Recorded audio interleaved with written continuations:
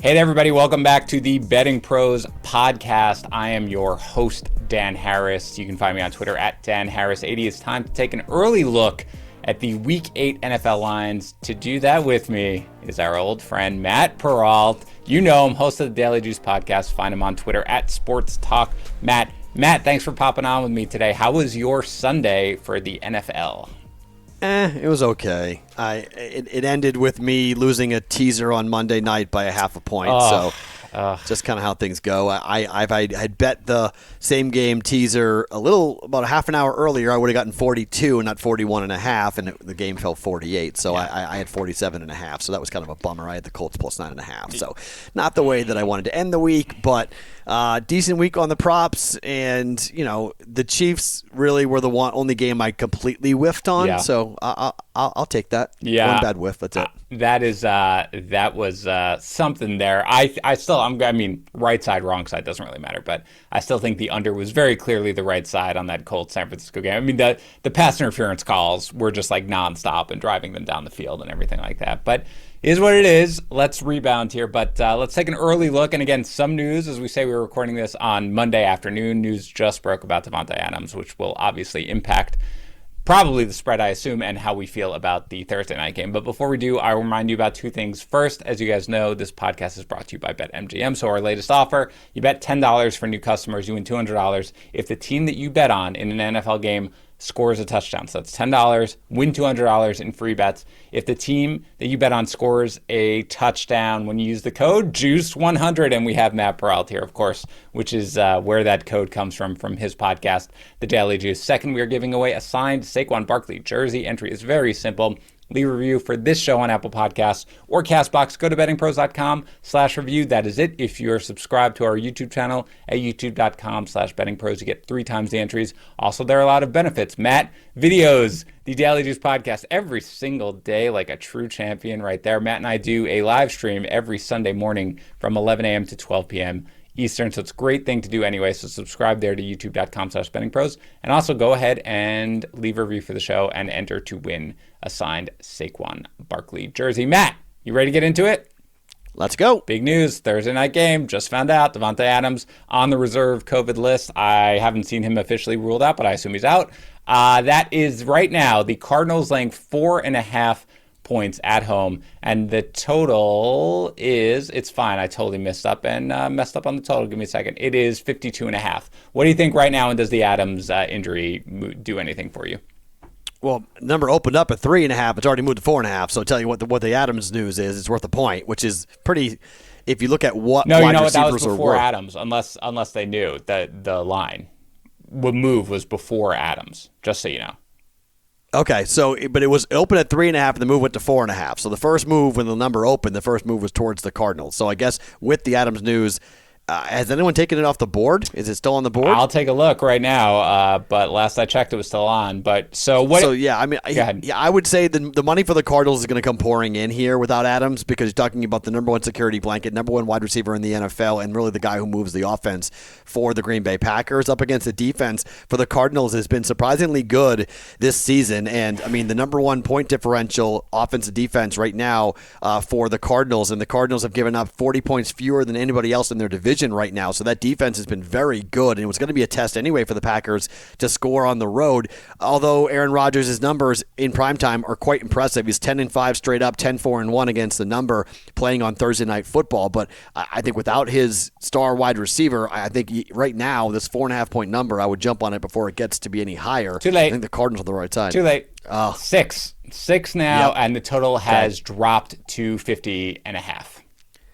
Jeez. Well, there you go. And I'll say this: I would wait then. Yes. And I would let this thing climb and see if you can get over 7 and then take the Packers. Yep, that's exactly right. That is the play. Exactly what I was thinking, Matt. And it's going to continue to climb, I'm sure, because this is just an immediate reaction. Interesting that they didn't take it off the board even to think about it, that they just moved it right here to 4.5, from 4.5 to 6. So, yeah, I think this is going to continue to climb here, and it's going to be really interesting to see what we're going to see. But I do think eventually that this probably gets to a touchdown, is my guess, just because the money is going to come pouring in so much.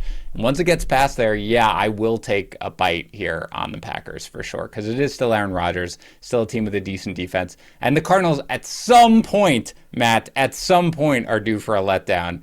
But well, look, they just had it on against the Texans. I mean, in the first half, they were asleep. Sure. And they had to wake up, and they were thankfully playing Davis Mills, who couldn't do anything for that offense. Otherwise, I think they would have lost that game on Sunday. Wow. So, yeah, I mean, they're trending like a team that needs a loss to kind of wake them up and shake them up a little bit. Yeah. So they're not running the table. They're not going 17-0. No. They're gonna have 4 to 5 losses at the end of the year, and it's very possible the Packers win the game outright. And they were a missed field goal away from losing to the Vikings. Let us not forget any of that as well earlier in the year. Dolphins are visiting the Bills. The Bills are 13.5-point favorites with a total of 48. What do you think? Look, this is a really interesting week because of this is the week that Deshaun Watson has to be traded by Tuesday. So Tua said today, he was asked about the trade rumors. He said, I do hear it, but I try to ignore it. So he clearly understands his job's on the line. He played pathetically, really bad over the weekend. And I think Tua is probably not going to be a starting quarterback in the league next year. The Texans don't even want him back in a return trade, so it's not like, oh, you go to the Texans, at least you're a starter in the league still. There's only 32 jobs. He's not going to be a starter next year, and I think he knows he's not going to be a starter next year. I'd be real careful of this Dolphins defense because I think the Bills are going to torch them. I wouldn't lay 13.5 points, but if I had to pick it, I would take Buffalo for sure. I think I might like the over. I don't know about you, because I think Buffalo is going to put up a ton of points here. And look, the thing about Tua is we can talk about your proclamation that Tua is not going to be a starting quarterback in the NFL going forward, which may or may not be true. But they still put up. You love the Dolphins. What do you have? You're a Jet fan. Yes, we talked about this on Sunday. You're on the Dolphins on Sunday, and you like Tua now. And look, what is the deal with you and the Dolphins? First of all, we were correct on the teaser. You know that, plus 8.5, and I had them at plus 2.5, which they covered, which is fine. It's nothing. It's just for the fact that, as you know, I do fantasy projections, and Tua for their offense is much better than, admittedly, Jacoby Brissett, which is fine. I'm not saying I'm dying to have Tua as a quarterback, but perhaps when you grow up as a Jets fan and you live your entire life there, you are sort of, you allow more passes for a guy who is adequate. He made some terrible decisions in that game, but do I think that he couldn't start for the Texans right now and he would be sort of, a startable option? I mean, would you rather have Case Keenum or Tua Tagovailoa there, Matt? But that's a backup quarterback. Yes, I know, but you have to have a backup quarterback that you're willing to start over somebody like Tua. Oh, fine, but I just told you, Tua next year is going to be a backup quarterback in the league, which you are agreeing with. You put him in the same category as Case Keenum. No, I was asking you if you would prefer Case Keenum. Look, you and I we'll start our new podcast. The Browns have Baker Mayfield. The Browns already have a starting quarterback. They're not going to go and have Tua over Baker. I'm not saying that. What I'm saying is you are putting him in the class of how can he be a starting quarterback? And I'm saying, as of right now, name me a backup quarterback that you would prefer over Tua Tagovailoa in the league. I can't. Well, that's not the point, though. We're arguing whether there's a starting quarterback position that I would want for Tua right now. Would you start Davis Mills or would you start Tua Tagovailoa? No, the Texans are already telling you that they're drafting a quarterback next year. They don't want Tua. So that job's off the board. So then what other job are we seeing Tua getting to be a starting quarterback in the league? And there isn't one. No one's looking at him and saying, I want Tua to be my starter. Okay, well, as much as people would love to be able to have us debate Tua for this entire podcast, we could save that for our other podcast, Dan and Matt Fight Over Nonsense Things. But for this one, I like the over 48, Matt, because I think the Bills are going to be able to score at will. And again, my point with Tua is just the Dolphins are at least a more competent offense with Tua than they are with Jacoby Brissett. So it's not as if they're going to be completely shut down by a Bills team that has a very good defense. But it's not quite, Matt, for me, this unit that is a completely shut down. You can't move the ball against them. Just totally forget it. They're a good defense. I don't think they're necessarily an elite defense. So I like the 48. I would jump on that now, actually, before I get anywhere else. Let's go on to the Titans visiting the Colts, Matt. This is a really interesting one. It's a divisional game. Colts played well. Right now, I've got the Colts laying 1 on BettingPros and the total at 49. What do you think here? Over. These two teams play games where they score a ton of points, in particular in Indianapolis. This is always one of the games every year to look at when the Titans play at the Colts. This game historically goes over. I wouldn't play a side on this because I think I lean Indy. But Carson Wentz makes some really stupid decisions a lot with the football, and I'm really concerned about that. Titans, I think, will run all over Indy. I think they'll score. I think Indianapolis will throw all over the Titans. I like the over a lot here in this game. Do you think that yesterday with the Chiefs had anything to do with the Titans sort of, buckling down a little bit defensively, or was that all on the Chiefs just being completely out of sorts offensively? It's the offensive line for Kansas City that cannot protect Patrick Mahomes. And so the Titans secondary is still an absolute train wreck. It's a mess. But they couldn't give any time to Mahomes to find guys down the field because teams know that now after watching what the Bucs did to Kansas City, they do the same thing. They play zone and they rush and they blitz and they try to pressure the quarterback. And they got home because an offensive line is absolutely awful right now for Kansas City. So that's the recipe. I don't think Indy's got the same problem. Indy's offensive line is very good, and I think they'll take up any type of blitz packages. They'll pick it up, and I think they'll throw the ball deep. I think the receivers are going to have huge games for Indianapolis coming up. I think Wentz has a big game throwing the football against Titans. And so I assume, though, with the spread, you don't feel the need, if you liked either side, which doesn't sound like you do right now, you don't feel the need to bet this now, right? Because it's at +1. It's not going to move past like 3 or anything either way, right? I don't think so. Barring any injury news, I don't think so. I think if you want to bet this game, you can wait and make sure everyone's okay with COVID protocols and injuries and whatnot. But I think this really is a coin flip game between two teams that are a little bit more similar than what their records indicate. Mm-hmm. And I think home field is significant here. But I do like I think we're seeing a lot of points here in this game. I don't like either defense to stop the offenses. Yeah, I agree. I think that Indianapolis, with Carson Wentz fully healthy right now, as he looks, has, stupid decisions aside, really has started, even without T.Y. Hilton in this last game, between Taylor, between Pittman, they're really getting going here. And of course, we know about what the Titans can do offensively. Rams get a second straight ginormous spread here, traveling to Houston, laying 14.5 and a total of 48. Are you willing to go to the well and back the Rams on the big spread again? Yeah, because they didn't play well against the Lions. And I think there's a lot of anger there. After what happened, I think the special teams coach for the Rams probably had a really rough Monday morning. And when you walk in and 2 faked punts and 1 onside kick that stole 3 possessions for the Lions, not good from a Rams perspective. I do expect them to go to Texas and take the living daylights unless Tyrod Taylor plays. He is practicing. He's going to practice. He's practicing. Right? Yep, he's practicing. If he plays, I would be a little bit more hesitant to come in and go heavy on this, but 14.5 doesn't scare me. Even with Tyrod Taylor, I would take the Rams. Do you think that the line will move if Tyrod Taylor is named the starting quarterback here? I think it's possible, but I don't know how. I think the pros might move it down to 14 or 13.5. You may get a better number. Mm-hmm. I still think the Rams kill him, even with Tyrod Taylor playing. I think the Rams are going to kill him. Fair enough. Let's get to the Panthers visiting the Falcons. How far we have fallen as the Panthers. As you know, Mapped, I liked the Panthers very much yesterday. I had a complete off on that game. The Falcons are now laying 3 points, total of 46. So many people screwed me on this game. You had it. You included. You had it. No, I had it in both my Circa teams. Yes, but you didn't like it. You didn't like it. I hated it. You hated it. I absolutely hated it. Sam Darnold going to New York. Yep. Everyone's like, well, Danny Dimes stinks. Joe Judge is having to explain why he's losing his team. And then like that win, the Panthers are awful without Christian McCaffrey. Awful without him. He is their entire team. And Matt Rule, unless Deshaun Watson waives his no trade clause, that team's in big trouble because they're hitching their wagon to Sam Darnold, and Darnold stinks. Yep. All right, he flat out stinks. People need to stop telling me that Darnold's good, that there's some underlying thing that I'm not watching, that I need to learn more about him or his quarterback abilities or whatever. Darnold stunk in New York. He stinks for Carolina. He throws picks. He keeps on turning the football over. I mean, look, I'm on the Falcons over 7.5 wins.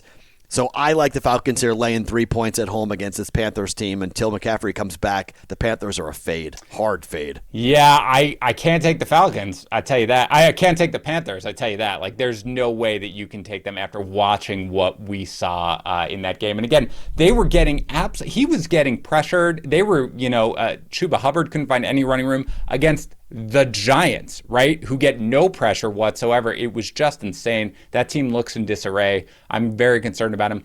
I don't know how I feel about it yet, so I'm not making a move on it. It's not a game that I really want to go near, but it is something where Kyle Pitts, back-to-back 100 yards receiving. Yeah. I saw a PFF tweet on Monday morning.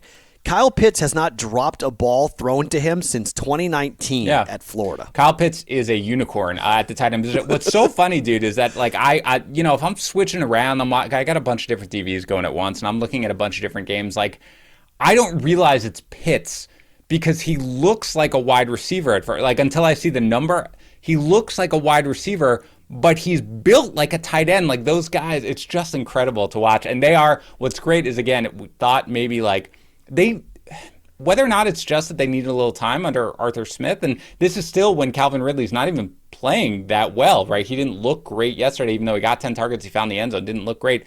But they're involving Cordero Patterson, and he looks great. Kyle Pitts is incredible. Matt Ryan looks a little more confident right now. Not a great team or anything like that, but when you're going up against a team like the Panthers right now, which you are correct, I was rooting for Sam Darnold, even as a Jets fan. I wanted him to be in a situation where he could succeed, but man, this looks very familiar to me, Matt, as I look at. So I'm not taking the Panthers. I'm not sure I'm willing to go near the Falcons, but it's close. This is an interesting one to me, Matt. The 49ers are visiting the Bears. The Bears are getting 3.5 points. The total's 39.5. What do you think? Look, the Niners have got a real big problem at quarterback, and Kyle Shanahan doesn't do his team any favors when he's asked about Jimmy Garoppolo being a starting quarterback, and he's like, I guess so. I guess so. Like, I like Kyle Shanahan, but in the leadership category, I think he's lacking, and I think he really doesn't understand how a team's going to respond to you. Like, you need the team to buy into Jimmy G until Lance is healthy to go again. And it doesn't sound like he's coming back for this game. Yeah. So you have Jimmy G. He's your starter. Your year is not over. You're 2-4. Yeah. The team that's in first place is 7-0. You are 4 games behind the Cardinals already in the division, and you're just acting nonchalant and flippant about, you have to win with Jimmy G right now. Yeah. But the Bears, on the other hand, are coached by Matt Nagy, who just got COVID. Right. So he could be out for this game. Not that I don't know how big of a subtraction it's going to be. Might be not addition, having Matt by Nagy. the way, right? Not even joking. Yeah. It might be a plus to not have him out there. But I mean, Justin Fields scores 3 points yesterday on the road against Tampa Bay Buccaneers. Offense looked completely pathetic. Defense equally looked pathetic. I don't know what to make of this game, to be quite honest. I want no part of this game. I don't know which team's going to show up and be. I mean, right now I would say that the Niners should probably win, but I don't know that. I mean, running. Their running attack should be traveling to Chicago, but I don't know. That's a tough game to call. Yeah, I am not scared off by the hook. Now, oddly enough, there's one book that I'm seeing right now that it's at 3. The consensus line is 3.5. The book that's at 3, my book, DraftKings. I feel a lot better about that. And I realize, I don't road favorites when they're kind of crappy teams like the 49ers are right now. Not really where I want to go. But holy cow, I can't remember seeing a quarterback who is quite so overwhelmed right now, or at least the way it looks in the NFL, like Justin Fields. And I don't want to make any proclamation about his career. I know, maybe this is just, but the game I was talking about on our fantasy podcast yesterday, the game looks too fast for him right now. And the 49ers still have a solid defense. They're going to get after the quarterback. And again, last night, I know they looked terrible offensively, but it was a monsoon out there, and I think they can show a little more coming in here in a game that they obviously have to win. So I do like the 49ers right here. I don't think you have to go after it right now because it's at 3.5. It's not going to. I don't think it's going to climb much further than that, certainly. So I don't think you need to go after it. The total of 39.5 is just ridiculous, but I want no part of it whatsoever. You know how often I back the Eagles. Matt, it's probably time for me to stop doing that. The Eagles are visiting the Lions. Same thing here. Eagles as a road favorite here, laying 3.5. Total low, a little bit higher, 47.5. What do you think? So this is now you're finding out why my circuit team went 0-5 this week. Both of them? Eagles, Panthers. My partner was just adamant. He was in love with the Eagles. Huge bet on the Eagles. Yeah. I can't believe they didn't even cover the teaser, man. Just so. That's what I did. I teased them up to 9-9, and I thought that was going to be safe. And Jalen Hurts. Again, terrible. The league is filled up with mediocre coaches with mediocre quarterbacks right now. It's amazing. Nick Sirianni and Jalen Hurts. You got Matt Nagy and Justin Fields. You just go down the list of these guys who are not. Joe Judge and Danny Dimes. It is remarkable how consistent we are right now with mediocre coaches and mediocre quarterbacks. And Jalen Hurts is much like I've been talking about with Darnold in Tua. Yep. Jalen Hurts is not a starting quarterback. He's just not a starting quarterback in this league. And he'll be a backup next year. Eagles will replace him. Lions are 0-7, but the difference with this Lions team is that they're fighting, and if they play the way they played last week against the Rams, against the Eagles, they will beat the Eagles. And they have to do that. Onside kicks, fake punts, trick plays, misdirections, throw the kitchen sink at the Eagles to get a win because it's there for you if you do what you're capable of doing. I can't believe the Eagles allowed Derek Carr to go 31 of 34. That is insanity. Ridiculous. So maybe Jared Goff has a big game. I am taking the Lions, and I'm taking them now because if you're going to give me the hook right now, and this is from the guy who loves the Eagles, I think the bottom line is they play, Matt. We've known this about this. Like, say what you want about Dan Campbell, and I thought what he did was phenomenal. I thought the way they came out of that game and they just said, we know what we're up against right now. We're going to have some fun with it and see what we can do, and we're probably going to lose, and it's fine. And it all worked in the beginning, and it was really cool. But they fought till the very, very end. They were in that game.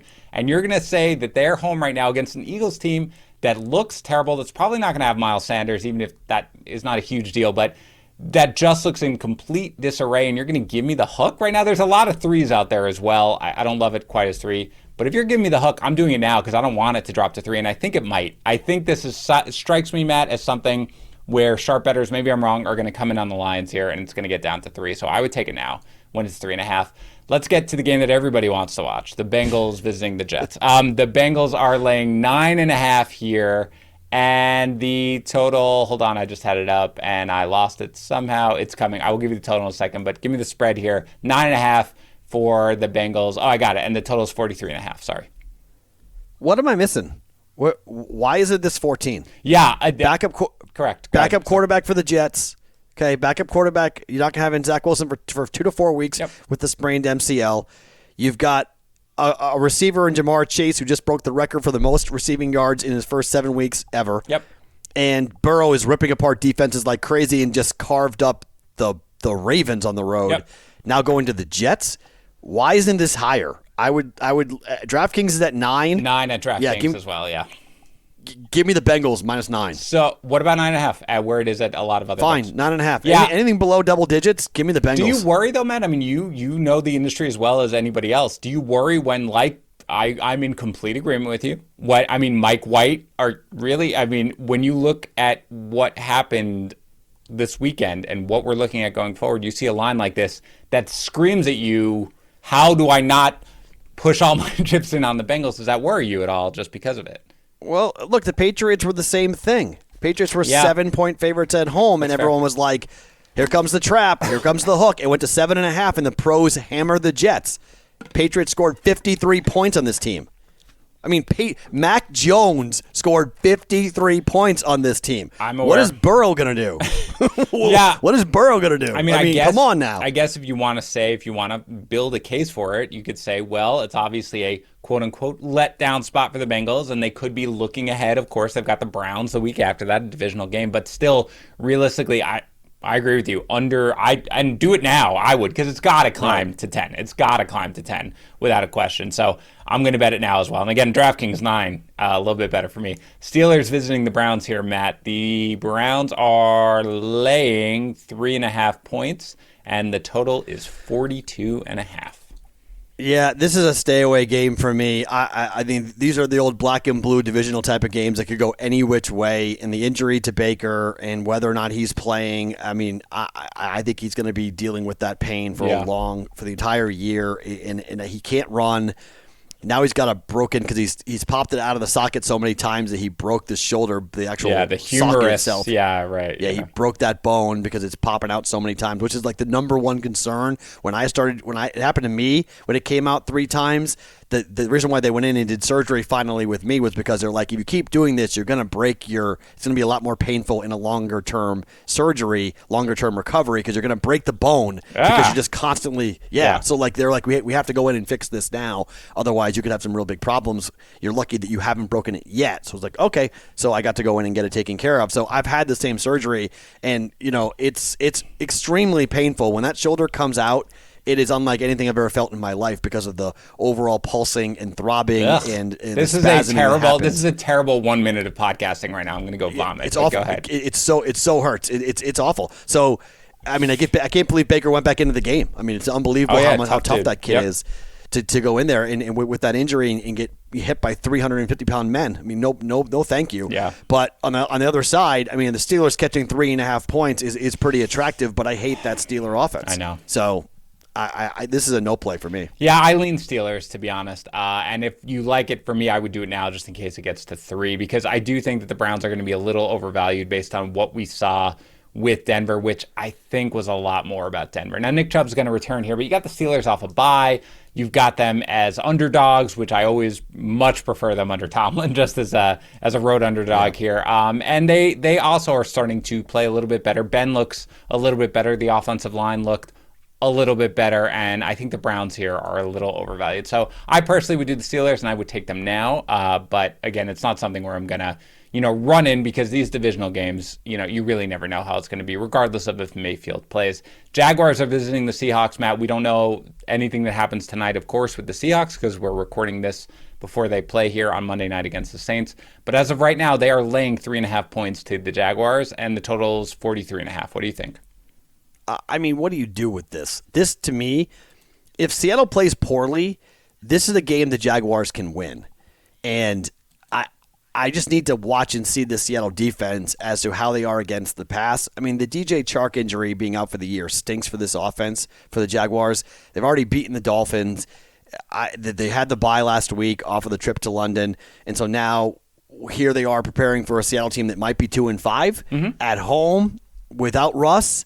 I don't know. I think the 3.5 points is what I probably would take, but it's a tough game to bet. Yeah, if forced, I think 3.5. Like, if you're giving me your money, Matt, that's probably where I would put it. But it's not something where I'm going to risk my own. I think no matter what the spread is, I'm not going to feel comfortable with it. Because, again, to get me to back Urban Meyer, kudos to you who backed them in London.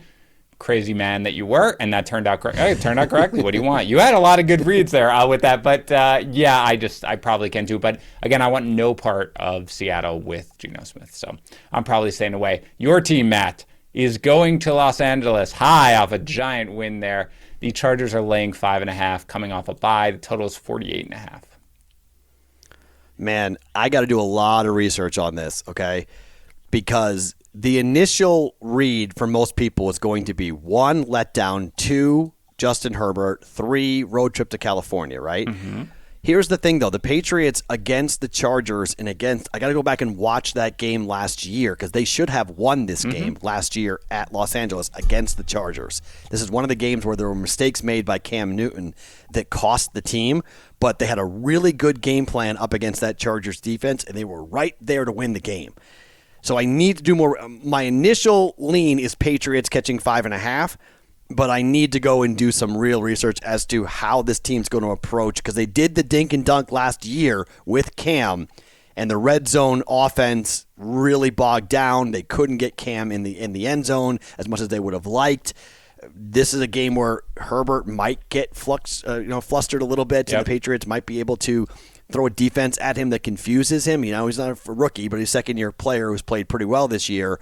The thing that really concerns me are the injuries in the secondary for the Patriots right now. Another DB went down for the year today. Yeah. That's my one concern up against this team. Austin Eckler might have a really big game. It could be a big Austin Eckler game. Sounds like a prop we'll bet. What about the total, 48.5? I mean, it strikes me there's going to be points in this game, Matt. Yes, I agree. Okay. Yeah, over. Yeah. I would definitely say the over in this game. I mean, Mac Jones on passes that are under 10 yards is completing 80% of his passes. Mm-hmm. I mean, it's just stupid. Yeah. I mean, he's the dink and dunk king, and you can do that against the Chargers. You can. They don't want to have big plays, and you can just find guys. And if that's going to be the Jonnu Smith that we see now for the rest of the year, okay, the Patriots offense finally has a playmaker from that position. Yeah, I don't know if I hope he's okay. I know he left late with the shoulder injury. I haven't seen any update on that yet in terms of the severity of it. But yeah, and again, if you wherever you are in the spread, I assume, Matt, this strikes me as the 5.5. We don't really know what we're doing is basically where we're ending up, right? I don't see this climbing or dropping much either way, right? I think the potential for it to climb is there. Okay. I think there's public money coming in on the Chargers. Okay. And I think there's a lot of love, especially out west here in Vegas. I think there's going to be Charger money that will come in. So I think it could close at 6 or 6.5. I don't think it gets to 7.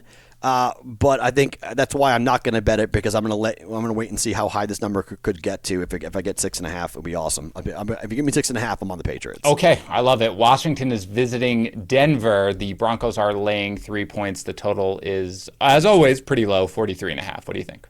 Yeah, so BetMGM's at 3.5. I would take Washington plus 3.5 right now if you can get it. And I think the hook matters here. Look, this Broncos offense is not good. Teddy Bridgewater is not going to be the quarterback long term. They're another team that's going to be in the running for a quarterback coming up here very soon. And if it's not going to be Bridgewater and it's going to go back to Drew Lock or whatever they're going to do, they just don't have any playmakers really right now. Too many injuries with their receivers, and KJ Hamler kind of being the last one when he went down. It really took out a lot of the starch from this offense. And look, the Bronco defense, we thought it was going to be great. Hasn't been great. Yeah. It's been blah. And Heineke, I like Tyler Heineke a lot. It's been fun to watch Tyler Heineke run up and down the field, and he was mobile against the Packers. Yeah. And look, they had 2 really bad fourth down stops inside the 10-yard line that decided that game. Yes. I think Washington wins the game outright. Yeah. Obviously, the Broncos are going to get back, it sounds like, Jerry Jeudy in this one, so that will certainly help them. But Teddy Bridgewater is playing terribly, and Washington still gets enough pressure. I think that, that's been the big thing with Bridgewater right now, is that, he seems to, be, have happy feet there in the pocket. It's probably a game, you're right. There are a bunch of actually 3.5s out there. The majority of books are at 3, but there are 3.5s. Out there right now, and at 3.5, I love Washington. I don't think I get there at 3. I think I'd wait and hope that it gets there at 3.5. But we'll have to see. The Bucs right now are visiting the Saints. Again, haven't seen the Saints play tonight. Who knows what happens? But as of right now, the Bucs are laying 4.5 in New Orleans with a total of 51. What do you think? Over. I think the over is probably in play here. I think both teams are going to score. I think the Bucs are definitely going to score. I like the Saints defense. I'm on the Saints over 9.5 wins. So tonight's an important game. I need them to win to go to 4-2, because I think they're going to lose this game to the Buccaneers. And they lost the division to the Saints last year. I think this Bucs team has been really focused on winning the division this year, because they didn't do it last year. So there's some extra motivation there. And I don't like Jameis up against that Buccaneer defense. That scares me tremendously. So my initial read would be to lay the 4.5, although there are some 5s that are popping up right now. Yep. So it looks like the first move is to the Bucs. Yeah, BetMGM, I know that's, our sponsor here. Of course, they are at 5. The overall is at 4.5. I don't love it, but I probably would go with the Bucs if I had to go one way or another, and I'd probably do it sooner rather than later.